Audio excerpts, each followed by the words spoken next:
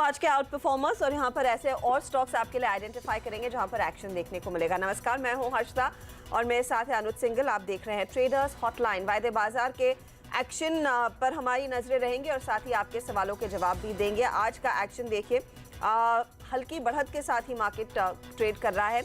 Nifty bank कोशिश तो कर रहा था कुछ देर पहले पॉजिटिव टेरिटरी में लौटने की, लेकिन अभी भी दबाव बना हुआ है। मिड कैप भी थोड़े से सहमे हुए हैं। एडवांस डिक्लाइन रेशो कुछ ऊपर है, लेकिन आज थोड़ा सा कंसोलिडेशन वाला मूड दिखाई दे रहा है। अनुज, लग तो रहा था कि शायद आज एसजीएक्स निफ्टी जिस तरह से इशारा कर रहा था कि मजबूत खुलेंगे, वैसी स्थिति नहीं देखने को मिली। शायद दोपहर में फिर रौनक आए, लेकिन आज तो कंसोलिडेशन का ही मूड। जी हाँ, आज तो कंसोलिडेशन का मूड। Harshada good morning. और देखिए एसजीएक्स निफ्टी भी वो फ्यूचर्स का लेवल इंडिकेट करता है। हम अप्रैल के सीरीज के स्टार्ट में तो गैप बहुत ज़्यादा है, तो ऑल टाइम हाई में टाइम लगेगा। ऑल टाइम हाई जिस दिन आप वो अपनी टी शर्ट्स नहीं निकालेंगे उस दिन लगेगा। उस दिन मुझे भी लग रहा है। तो जिस दिन हम तैयार होंगे कि वो टी शर्ट पहन के, उस दिन ऑल टाइम हाई नॉर्मली नहीं लगता है। तो ठीक है, लेकिन मार्केट में ज़्यादा गिरावट नहीं है। ऐसा नहीं है कि मार्केट कोई कोलैप्स कर रहा है। एक जो ट्रेंड में पिछले 3-4 दिन से स्पॉट कर रहा था कि बैंकों से पैसा निकल रहा है और दो जगह जा रहा है, एक एनबीएफसीज और एक आईटी शेयर्स, और वो ट्रेंड अभी भी कंटिन्यू है। हालांकि दिन के हायर लेवल से थोड़ा नीचे आ गए हैं आईटी स्टॉक्स, लेकिन वो ट्रेंड अभी भी थोड़ा जारी है। लेकिन अगर मार्केट को ऑल टाइम हाई पर पहुंचना है तो रिलायंस से सहारा लेना होगा और बैंक्स को वापस आना पड़ेगा। प्राइवेट बैंक से सपोर्ट के बिना निफ्टी का ऑल टाइम हाई पर जाना मुश्किल होता है, तो वो तो कभी ना कभी होगा। अच्छा, आज जो एक इंटरेस्टिंग स्टॉक रहा वो रहा टाटा मोटर्स, क्योंकि ऑफ कोर्स आश्रम मोटर्स की हम बात कर चुके हैं, लेकिन टाटा मोटर्स इसलिए इंटरेस्टिंग रहा क्योंकि खराब सीरीज के बाद भी स्टॉक भाग रहा है, क्योंकि यहाँ पर पूरा फोकस ग्लोबल मार्केट्स पर है। तो इसके लिए यहाँ पर अच्छी खासी बाइंग है और ये ऑलमोस्ट कल के हाई पर देखते हैं यहाँ से कितना आगे जाता है। और एक और बहुत ही इंटरेस्टिंग स्टॉक मुझे लग रहा है, लेकिन मैं मतलब ये कहूँगा कि जल्दी ना करें इसको बाय करने में। भारत फोर्ज, उसका अगर आप चार्ट देखेंगे आज का, मुझे बहुत ब्यूटीफुल लग रहा है, क्योंकि वो 20 और 50 डे मूविंग एवरेज से एग्जैक्ट अब उसने मूव करना शुरू किया है। और जब ग्लोबल मार्केट में नॉर्मली मूव आता है तो आप इस तरीके के स्टॉक्स में मूव देखते हैं। तो ऐसे जो ग्लोबल फेसिंग स्टॉक्स हैं उन पर आज आप ध्यान रखें। सेकंड हाफ के लिए मुझे लग रहा है अच्छी तेजी आ सकती है। चलिए, तो ये कुछ आइडियाज जो आगे आपके लिए काम करेंगे। लेकिन जैसे अनुज ने कहा, सरकारी बैंकों में देखिए नेशनल लेवल से एक अच्छी रिकवरी आती दिखाई दे रही है। स्टेट बैंक ऑफ इंडिया में ऑफ कोर्स ब्रोकरेज रिपोर्ट पर अच्छी तेजी बनी है। टेक्नोलॉजी का हम जिक्र कर रहे हैं सुबह से। एनआईटी टेक्नोलॉजीज देखिए, टाटा एलेक्सी देखिए, हेक्सावेयर देखिए, दूसरे दिग्गज काउंटर्स देखिए, इन सभी में तेजी की पोजीशंस आज के सत्र में जरूर जुड़ी हैं। 11,700 का कॉल एक्टिव है, 11,600 की पुट में सबसे ज्यादा ओपन इंटरेस्ट बढ़ता हुआ दिखाई दिया है। चलिए मितेश ठक्कर को जोड़ते हैं, उनसे पूछेंगे वो क्या व्यू ले रहे हैं इस समय, और साथ में आगे आपके सवालों के जवाब भी आपको मिलेंगे। मितेश गुड मॉर्निंग, क्या सलाह है इस समय? अब हल्की गिरावट पर निफ्टी आ चुका है 4 पॉइंट नीचे, और निफ्टी बैंक देखिए 80 पॉइंट गवा चुका है। Good morning Harshada. I think clearly market में जो है ऑल टाइम हाइस के पास थोड़ी प्रॉफिट बुकिंग देखने मिल रही है। हमने कल भी कहा था कि आई थिंक वीकनेस रहेगी और काफ़ी हम ओवरबॉट भी हैं, अपने एवरेजेस से दूर भी हैं। तो क्लियरली 11,700 के ऊपर जो भी लेवल्स मिले, शॉर्ट टर्म में आप लॉन्ग पोजीशन एग्जिट करें। 11,550, 530 बड़ा सपोर्ट है, तो 11,570-80 एक आपका बाइंग जोन बन जाएगा। सपोर्ट के नीचे का स्टॉप लॉस लगा के चलिए ठीक है। एक और स्टॉक जिसमें आज थोड़ी वीकनेस है वो है टाइटन। एक वजह उसका इंट्राडे चार्ट लेकर आइए। यहाँ पर थोड़ी कुछ मुझे लग रहा है कि कुछ शायद कुछ बड़ी तरफ से सेलिंग आ रही है, क्योंकि इस तरीके का स्टॉक मुझे ऐसा अंदेशा लग रहा है कि थोड़ी प्रॉफिट टेकिंग इस स्टॉक में बड़े लार्ज इन्वेस्टर्स की तरफ से हो रही है। और एक पीक प्राइस पर है अब इस समय टाइटन, और यहाँ पर थोड़ी सी इस समय गिरावट है, तो इस पर ध्यान रखिएगा आप। मितेश गुड मॉर्निंग, मुझे आपसे दो स्टॉक पर राय चाहिए। एक तो टाइटन, जिस तरीके से अभी इसमें हल्का सा इंटरडे डिक्लाइन शुरू हुआ, और दूसरा स्टॉक जो मैं अभी स्पॉट कर रहा था भारत फोर्ज, उस पर अगर आपको कोई व्यू है तो। अनुज, भारत फोर्ज की अगर मैं बात करूं तो आई थिंक एक रिवर्सल देने का ट्राई कर रहा है स्टॉक वापस से, और उस हिसाब से आज के लो के जस्ट नीचे 506 का आई थिंक बड़ा सपोर्ट है, और वापस से 530-35 की रेंज में जा सकता है, तो अच्छा स्टॉक है। और टाइटन में आई थिंक सिमिलर सेटअप है, इंडेक्स जैसा ही। आई थिंक काफ़ी ओवरबॉट है और थोड़ा सा प्रॉफिट बुकिंग दिख रहा है। 1105-8 अगर वो तोड़ता है तो और शायद करेक्शन आ सकता है स्टॉक में 1080-82 के लेवल तक। चलिए अब कुछ दर्शकों को जोड़ना शुरू करते हैं फिर हमारे साथ। सबसे पहले राजीव अरोड़ा मुरादाबाद से हमारे साथ हैं। Good morning Rajiv. Good morning sir, good morning. पूछिए अपना सवाल। जी जी सर, मेरे पास एल&टी फाइनेंस है अप्रैल फ्यूचर का। ठीक है। 155 रुपये 65 पैसे के भाव पे मैंने खरीदा है ये। ठीक है, थोड़ा महंगा ले लिया सर आपने, क्योंकि स्टॉक में ऑलरेडी काफ़ी रैली हो चुकी है। और ये स्टॉक जो है, मेरे पर्सनली अगर आप मुझे पूछेंगे तो एनबीएफसी में मुझे श्रीराम ट्रांसपोर्ट में ज़्यादा दम दिखता है, Muthoot finance, Cholamandalam. L&T finance में काफ़ी रैली ऑलरेडी हो चुकी है। लेकिन मितेश, इन लेवल्स पर थोड़ा टायर्डनेस है पिछले 3-4 दिन से। अगर आप देखेंगे तो 155 के करीब आके अटक रहा है, लेकिन आपको लग रहा है इनको प्रॉफिट मिलेगा? अनुज जी, मुझे भी स्टॉक काफ़ी पसंद था और 155 को इनफैक्ट के क्रॉस नहीं कर पाया, परंतु स्ट्रक्चर इतना वीक नहीं है और इसका medium term chart okay, Mitesh hold करिए जरा। मैं आपको थोड़ी देर रोकना चाहूँगा यहाँ पर। ये सुप्रीम कोर्ट की तरफ से एक बड़ा फैसला आया है कि ये जो पावर कंपनियों के लिए हम एक्सपेक्ट कर रहे थे, ये बड़ा फैसला सैद्धांतिक कह दिया है उस सर्कुलर को जो आरबीआई ने 12 फरवरी को निकाला था अनुज, और यही वजह है कि एक बहुत बड़ी राहत की सांस रहेगी तमाम पावर कंपनियों के लिए। याद रखिएगा 12 फरवरी को आरबीआई ने एक फैसला सुनाया था, अब सुप्रीम कोर्ट ने कह दिया ये असैद्धांतिक है। पावर स्टॉक्स आपकी स्क्रीन पर लेकर आएंगे। आज सुबह से हम आपको कह भी रहे थे कि पावर कंपनियों पर फोकस रखिएगा। एनटीपीसी देखिए अब 0.5% बढ़ने लगा है, एक बहुत बड़ा फैसला और मेरे रडार पर 2 स्टॉक्स हैं इस समय। एक टाटा पावर, क्योंकि अदानी पावर बैन में है तो बहुत पॉजिटिव है, और टोरेंट पावर में भी पिछले 2 दिन का अगर आप एक्शन देखेंगे तो अच्छी खासा मुझे लग रहा है कि यहाँ पर भी एक्शन आएगा, क्योंकि ये सब स्टॉक्स हैं जो बीट एंड डाउन स्टॉक्स हैं और जहाँ पर काफ़ी टाइम के बाद एक बाइंग इंटरेस्ट आया है। ये एक बहुत बड़ा फैसला सुप्रीम कोर्ट ने सुनाया है कि जो आरबीआई का सर्कुलर है वो वैलिड नहीं है, और यहाँ से मुझे लग रहा है कि अच्छी खासी रैली आप टाटा पावर और टोरेंट पावर इन 2 स्टॉक्स पर नजर रखिए। उसके अलावा मेरे ख्याल बाकी स्टॉक्स भी यहाँ से काफी ऊपर भागे। जी हाँ, आरबीआई के सर्कुलर में इससे ये साफ कह दिया गया था कि अगर एक दिन की भी देरी होती है तो इन पावर कंपनियों को डिफॉल्टर घोषित कर देना चाहिए। अब सुप्रीम कोर्ट कह रहा है ये बिल्कुल असैद्धांतिक है, इस तरह का कठोर स्टेप नहीं लेना चाहिए। तो इसीलिए हम देख रहे हैं पावर कंपनियों में तेजी आने लगी। असीम मनचंदा हमारे साथ जुड़ गए, हमारे सहयोगी प्रदीप पंड्या भी जुड़ गए हैं। असीम के पास चलते हैं। असीम, क्या डिटेल निकल कर आया? सुप्रीम कोर्ट ने एग्जैक्टली क्या कहा है आज सुनवाई में? देखिए, 12 फरवरी का जो सर्कुलर था आरबीआई का, पिछले साल जो आरबीआई ने दिया था, उसमें ये कहा गया था कि अगर कोई भी पावर कंपनी या कोई भी कंपनी 180 दिन से ज्यादा का अगर 180 दिन के बाद एक भी दिन का डिफॉल्ट करती है तो उसको एनसीएलटी में जो है जाना होगा। इसको पावर कंपनियों ने जो है सुप्रीम कोर्ट के अंदर चुनौती दी थी। सुप्रीम कोर्ट ने आज अपना फैसला सुनाया। सुप्रीम कोर्ट का ये कहना है कि ये जो आरबीआई का सर्कुलर है ये अल्ट्रा वायरस है, ये बैड इन लॉ है, इसको गलत ठहराया उसने पूरी तरह से, और कहा है कि पावर कंपनियों उनको अपॉर्चुनिटी जो है दी जानी चाहिए। तो एक पावर कंपनियों को बड़ी राहत यहाँ सुप्रीम कोर्ट से मिली है। पावर कंपनियों को एनसीएलटी जो है वो नहीं जाना पड़ेगा। उनके अगर वो डिफॉल्ट करते हैं 180 दिन के बाद एक भी ज्यादा दिन का, तो एक ये जो आरबीआई का एक बहुत बड़ा खतरा था आरबीआई का पावर कंपनियों के लिए सर्कुलर, वो अब टल गया है। अब पावर कंपनियों का एक बहुत बड़ी राहत जो है आज सुप्रीम कोर्ट की तरफ से मिली है। एक बहुत बड़ी राहत। प्रदीप, इसके क्या मायने रहेंगे पावर कंपनियों के लिए पहले, और खास तौर से क्योंकि बैंकों के लिए सुप्रीम कोर्ट का जो माफ कीजिएगा आरबीआई का जो सर्कुलर था उनको कुछ प्रोटेक्शन दे रहा था, इसके बाद क्या होगा? तो देखिए, करीबन 1 साल हो चुका है इस सर्कुलर को, 14 महीने बल्कि हो चुके हैं। इस दौरान अदालत में जंग चली, इलाहाबाद हाईकोर्ट में गए, लेकिन कोई रेजोल्यूशन बीच में निकल कर नहीं आया है। तो सरकार का या पावर कंपनीज का जो ये कहना था कि वक्त दिया जाए तो ये रिजॉल्व हो सकता है, इसलिए इनको एनसीएलटी में नहीं जाना चाहिए, दरअसल वो भी सही साबित नहीं हो रहा। लेकिन 180 दिन के बाद अब ये एनसीएलटी में नहीं जाएंगे तो ये उस लिहाज से बैंकों के लिए एक बुरी खबर है। जिन पावर कंपनियों ने दरअसल अपील की थी, SR power, GMR energy, KSK energy, Ratan India, ये दरअसल वो कंपनियां हैं जो अदालत में पहुंचे थे और जिनकी तरफ से, और फिर पूरा का पूरा इनफैक्ट पावर प्रोड्यूसर्स एसोसिएशन उनके साथ जुड़ा था। तो इन सारी कंपनीज को वक्त मिलेगा रिजॉल्व करने के लिए। इनफैक्ट आरबीआई के सर्कुलर में भी 180 दिन तक ये ऑप्शन था कि बैंक्स किसी भी तरीके से, जो भी मुमकिन तरीका हो, इसको रिजॉल्व करें, चाहे प्रोमोटर्स खुद कोई इक्विटी ले आए, चाहे कोई बाहर से निवेशक ले आए, डीलेवरेजिंग की जो भी कोशिशें हो सकती है वो सब करें, वो सारे ऑप्शन ओपन थे। अब वही ऑप्शन 180 दिन के बियॉन्ड भी इन कंपनियों के लिए ओपन हो जाएंगे। और इस मामले में अगर आप देखें तो पावर कंपनियों का दरअसल शुरू से ये कहना रहा है कि अगर हमको कोल इंडिया ने कोयला नहीं दिया या अगर हमको गैस एलोकेट नहीं हुई, क्योंकि गैस तो आपने सिटी गैस डिस्ट्रीब्यूशन को एलोकेट कर दी या फर्टिलाइजर कंपनीज को एलोकेट कर दी, उसमें हमारी गलती नहीं है। इनफैक्ट एक पावर प्रोड्यूसर से मेरी बात हो रही थी, उनका यह कहना था कि हमें राज्य सरकार 120 दिन के बाद पेमेंट कर रही है और हमसे ये उम्मीद की जाती है कि हम तुरंत पेमेंट करें, बैंकों को अपना कर्ज लौटाएं।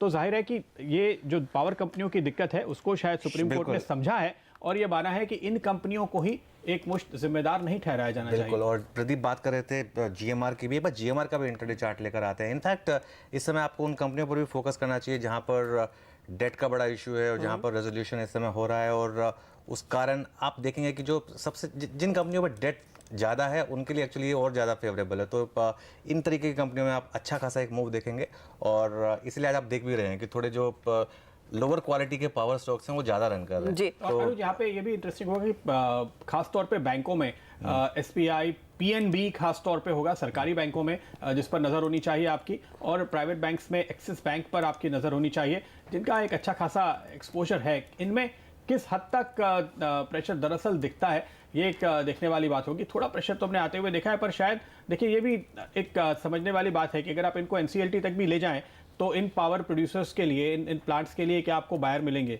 क्या ये रिजॉल्व होते हुए नजर आएंगे, ये अपने आप में एक इशू रहा है। और एसबीआई में एक बड़े अधिकारी से मेरी कुछ दिन पहले बात हुई थी, उनका ये कहना था कि आज आप देखिए स्टील एसेट्स हम बड़े आराम से बेच पा रहे हैं, पावर में शायद वो समय करीबन 1.5-2 साल बाद आएगा जब पावर में कैपेसिटी अब सरप्लस होने लगी है, डेफिसिट में आने लगी है धीरे धीरे, और तब डिमांड बढ़ेगी। तो बैंक्स भी कहीं ना कहीं अंदर से ये चाहते थे कि उनको थोड़ा मौका मिले और वो इसको रिजॉल्व करने के लिए अगर 2020-2021 तक ले जा सके तो वहाँ ये अपनी करीब करीब पूरी वैल्यू रियलाइज कर पाएंगे, जैसे इन्होंने आज स्टील में की है।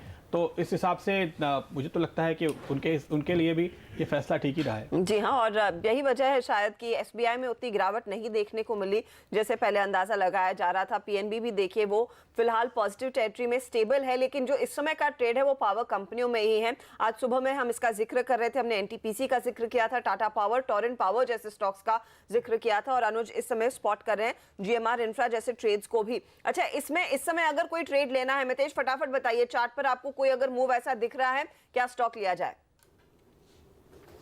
I think immediately I think जो स्टॉक मैंने देखा था अभी ये न्यूज़ फ्लो होने के बाद, आई थिंक वो एनटीपीसी का था, और 4-5 दिन की गिरावट के बाद आई थिंक स्टॉक में एक अच्छा पुल बैक आ सकता है, क्योंकि ये इसका वीकली चार्ट काफ़ी अच्छा है। तो मेरे ख्याल से जो है इसमें लो स्टॉप लॉस लगा 134 के आसपास का, और 141-42 का जो हाई था उसको न सिर्फ रिटेस्ट करना चाहिए, बट तो 145 के नए हाई की तरफ बढ़ना चाहिए स्टॉक में।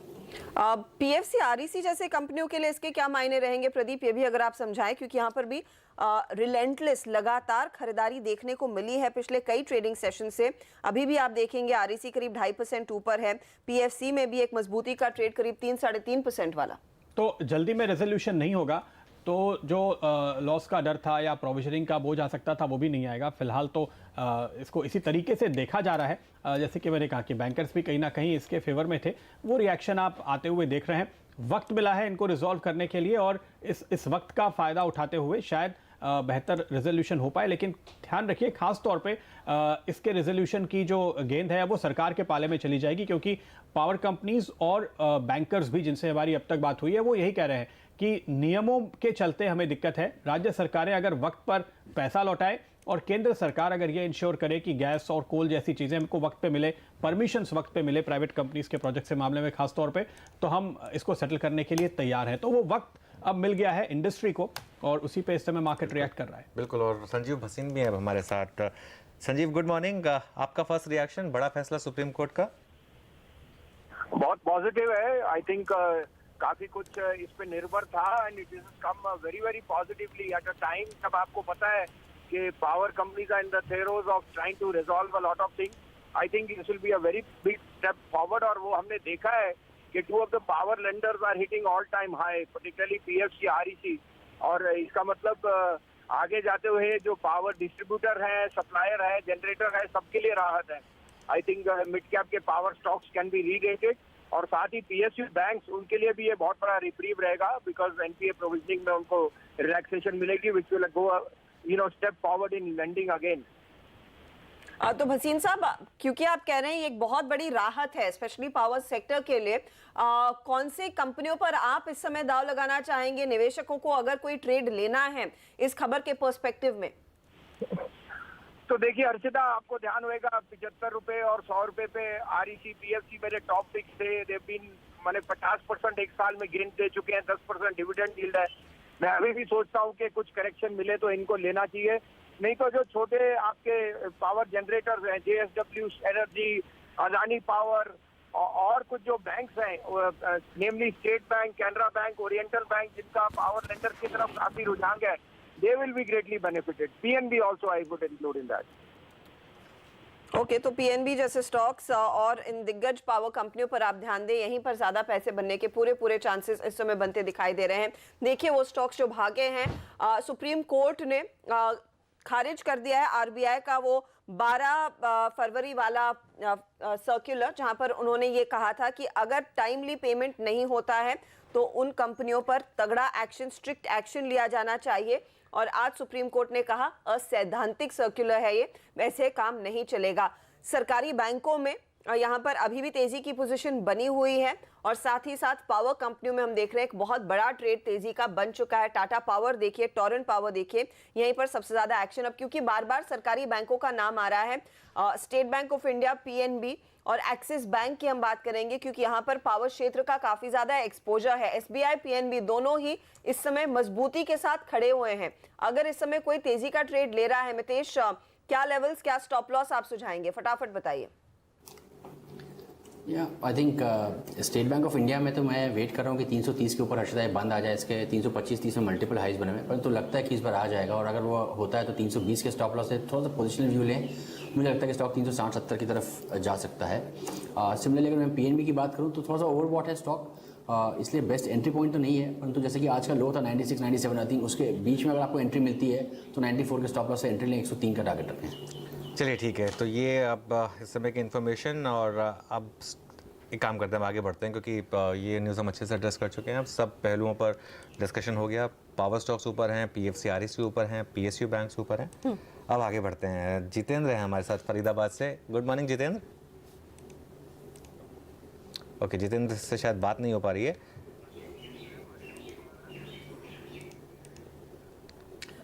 हमारे साथ अशोक खुराना लाइन पर जुड़ गए हैं। अनुज, उनकी भी राय ले लेते हैं कि वो कैसे देख रहे हैं। पावर प्रोड्यूसर्स एसोसिएशन के डीजी हैं ये। खुराना साहब, आपकी पहली प्रतिक्रिया क्या है? पावर कंपनियों की मांग थी कि ढील मिलनी चाहिए और सुप्रीम कोर्ट ने कह दिया है जो फैसला पहले आरबीआई लेकर चल रहा था वो असैद्धांतिक है। उच्चतम न्यायालय का निर्णय पूर्ण न्यायोचित है, हम उसका सम्मान करते हैं और वेलकम करते हैं, क्योंकि शुरू से हमारा ये मत रहा है कि हर प्रोजेक्ट को आप एक निगाह से नहीं देख सकते हैं।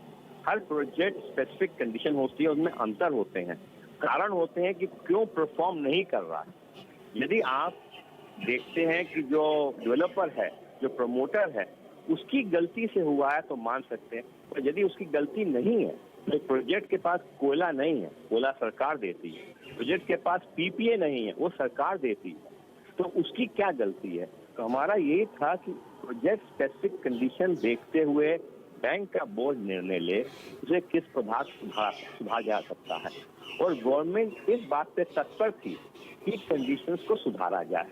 उसके लिए समय चाहिए था, परंतु आरबीआई सर्कुलर ने एक मैंडेट कर दिया था कि 6 महीने तक प्रोजेक्ट को आप रिस्ट्रक्चर नहीं करते हैं, उसको आप बैंक्रप्सी के लिए भेज दीजिए। तो हम इसके खिलाफ थे कि ये मैंडेट कि हर प्रोजेक्ट को एनसीएलटी भेजना है। सुप्रीम कोर्ट द्वारा हमारी जो आर्गुमेंट्स की स्वीकार किया गया, उन्होंने वो आरबीआई सर्कुलर को स्पॉट कर दिया। अच्छा, अब इसका निर्णय कि कौन सा प्रोजेक्ट रिस्ट्रक्चर होगा, ऐसे रिस्ट्रक्चर होगा, उसमें क्या सुधार लाए जाएंगे, उसका कितना डेट सस्टेनेबल है, ये सब निर्णय बैंक का बोर्ड लेगा, सब ग्राउंड रियलिटी देखते हुए। आप लोग ये भी मांग कर रहे थे कि सभी बैंकों की सहमति नहीं होनी चाहिए, स्पेशली जब रीस्ट्रक्चरिंग का मामला आता है। क्या उस पर सुप्रीम कोर्ट ने कुछ टिप्पणी की है? जब सर्कुलर स्क्वॉश हो गया है तो उसकी बिंदु उठता ही नहीं है। ठीक है, circular has been squashed over there. Okay, शुक्रिया खुराना साहब। यहाँ पर हमारे साथ जुड़ गए हैं प्रकाश दीवान भी। प्रकाश, आज सुबह में हम बात कर रहे थे कि आज इन पावर कंपनियों पर नजरें होनी चाहिए। खबर आ चुकी है, स्टॉक्स में तेजी भी देखने को मिली। अब अगला कदम आपका क्या होगा एक निवेश के तौर पर? देखिए, इससे दो चीजें होंगी अर्चना। एक तो जो पावर कंपनीज ने काफी समय से एक्सपेंशन और अपना डी बॉटलनेकिंग का जो केपेक्स स्थगित किया हुआ था, वो अब वापस चलना शुरू होगा। तो पावर कंपनी में तो चाल ऑलरेडी आ चुकी है, जैसे जेएसडब्ल्यू एनर्जी हो गया, टाटा पावर, अदानी, ये सब में आपने देखा पीएफसीआरईसी को भी जो इम्पैक्ट आएगा, रब ऑफ इफेक्ट। बट मुझे लगता है कि अब निवेशक को, ट्रेडर्स को जो लेना चाहिए वो है भेल टाइप चीजें जो है। बीएचईएल में आपको एक वापस एक लाइफ वापस आती हुई दिखेगी। क्योंकि ये सारे जो अटके हुए थे केसेस जहाँ पे कोई आगे पहल नहीं हो पा रही थी एक्सपेंशन की, वहाँ पे एक ऑर्डर बुकिंग का फ्लो जो है वो वापस शुरू हो सकता है और इनको रियलाइजेशन जब आएंगे तो उसको अच्छी तरह बैंक से फंडिंग लेके काम करने की वापस एक क्षमता बन जाएगी। सो आई थिंक ये सारे सेक्टर की वैल्यू चेन में इम्पैक्ट करेगा एक एक करके। पहले पावर प्रोड्यूसर्स हैं, सेकंड उसके बाद आपके IEX जैसे जो एक्सचेंजेस हैं जहाँ पे अभी तक कोई कामकाज इतना खास हो नहीं रहा था, अब वो भी शुरू होने लगेगा। सो आई थिंक सारे पावर सेक्टर में एक जान सी आ जाएगी और एक नॉर्मलाइजेशन की तरफ वापस कदम बढ़ेगा। प्रकाश, गुड मॉर्निंग। तो आप कह रहे हैं BHEL आपके हिसाब से इस समय अगर किसी को फ्रेश इस न्यूज़ पर इन्वेस्ट करना है, क्योंकि बाकी सब तो ऑब्वियसली जो आज ट्रेडिंग मूव्स हो रहे हैं, लेकिन अगर इन्वेस्टमेंट के पर्पज से इस पूरे मूव का एक बिंदु देखा जाए तो वो BHEL जैसे स्टॉक्स जहां पर पिछले कई सालों से हमने कुछ सेक्शन नहीं देखा है, वैसे स्टॉक्स पर फोकस करना चाहिए। एब्सोल्युटली दैट्स राइट, क्योंकि अब हो चुकी है, खबर तो आ चुकी है, तो अब खबर के बाद का जो इम्पैक्ट होगा, किस पे इम्प्रूवमेंट कहाँ सिग्निफिकेंट हो सकता है, उस लिहाज से BHEL मेरे हिसाब से बिल्कुल उस पर नजर रखनी चाहिए। ओके प्रकाश, धन्यवाद आपका इस अपना समय निकालने के लिए। बहुत इंपॉर्टेंट बात बोली है प्रकाश ने, और एक बार जरा BHEL का टिक बाय टिक लेकर आते हैं, क्योंकि अच्छा जी ये तो न्यूज़ आ गई है अब, और ये सब सुबह से हम तैयार बैठे थे कि इन स्टॉक्स पर अब ऑर्डर डाल के लोग बैठे हुए थे, खासकर टाटा पावर NTPC वगैरह पर, लेकिन स्ट्रक्चरली क्या चेंज होने वाला है और स्ट्रक्चरली आगे जाके इससे क्या होगा वो इम्पोर्टेंट है। और उसके लिए देखिए जब प्रकाश ने बोला उसके बाद से स्टॉक में अच्छा खासा हो। मितेश हमारे साथ बने हुए हैं। मितेश, अगर आप भेल पर एक टेक चेक देना चाहते हैं दीजिए, और साथ ही आपके पिक्स भी बताइए इस समय के। मुझे भेल काफ़ी पसंद है। इनफैक्ट मुझे लगता है कि लॉन्गर टर्म चार्ट पे इसका रिवर्सल हो चुका है। मैंने पिछले हफ्ते कहा था कि पहला टारगेट इसका 80 होगा और फिर 100 रुपये का पोजीशन टारगेट भी मैं देख रहा हूँ यहाँ पर स्टॉक में, तो वो चांसेस अभी भी बने हुए हैं और आई थिंक काफ़ी ब्राइट है कि आई थिंक वो लेवल्स जल्दी हमें देखने को मिलेंगे। मुझे लगता है कि आई थिंक इसमें बने रहें और इसको धीमे धीमे एक्यूमुलेट करते रहें, कोई भी गिरावट पे ऐड करें। जो मेरे स्टॉक कॉल्स होंगे राइट नाउ, आई थिंक वो होंगे एक बाय इन्फोसिस पे, अगर 766 के स्तर को क्रॉस करता है तो 750 का स्टॉप लॉस लगा के 800 के टारगेट देखें, और मैक्स फाइनेंशियल बाय करें 441 के स्टॉप के साथ 470 के टारगेट के लिए। ओके, तो ये फिलहाल इस समय के ट्रेड। मैक्स फाइनेंशियल, इन्फोसिस में तेजी, लेकिन भेल देखिए ये एक स्टॉक है जिसमें अब तेजी की पोजीशंस जुड़ना शुरू होंगी। अब तक अंडर परफॉर्मर था। इस खबर का ज्यादा फायदा भेल को भी मिलेगा जिनके हाथ ये ऑर्डर्स लगते हुए दिखाई देंगे। मैं आपको एक बार फिर बता दूं कि पावर सेक्टर पर सुप्रीम कोर्ट ने एक बहुत बड़ा फैसला सुनाया है। RBI ने जो 12 फरवरी पिछले साल एक सर्कुलर जारी किया था उसको सुप्रीम कोर्ट ने खारिज कर दिया है। उस सर्कुलर पर रोक लगाई है। उन्होंने कहा है ये सर्कुलर असैद्धांतिक है। सुप्रीम कोर्ट की 2 जजों की बेंच ने आज ये फैसला सुनाया। आज सरकारी बैंकों में तेजी का मूड बना हुआ है। निफ्टी बैंक नेशनल लेवल से कोशिश कर रहा है पॉजिटिव टेरिटरी में आने की, अभी भी 56 अंक नीचे है, लेकिन बड़ा ट्रेड बना है पावर कंपनियों में आज। चलिए लेंगे इसी के साथ एक छोटा सा ब्रेक का, आगे मार्केट पर हमारी नजरें बनी रहेंगी।